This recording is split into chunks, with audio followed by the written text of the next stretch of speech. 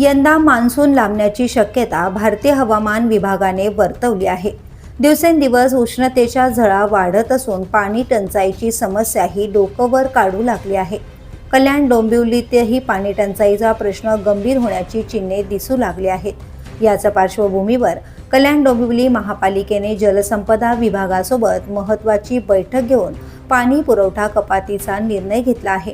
या निर्णयानुसार कल्याण डोंबिवली शहरात आज 11 मे रोजी रात्री 12 वाजल्यापासून ते मंगळवारी 12 मे रोजी रात्री 12 वाजेपर्यंत सलग 24 तास पाणी पुरवठा पूर्णपणे बंद ठेवण्यात येणार आहे।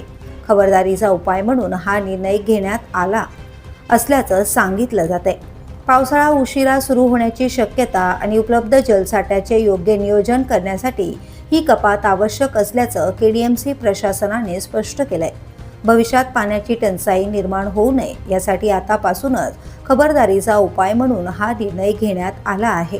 नागरिकांनी आवश्यक तेवढे पाणी साठवून ठेवावे तसेच पाण्याचा अपव्यय टाळावा असे आवाहन महापालिकेच्या वतीने करण्यात आले आहे। द पोलीस न्यूजसाठी अनिल शिरसाट, कल्याण डोंबिवली।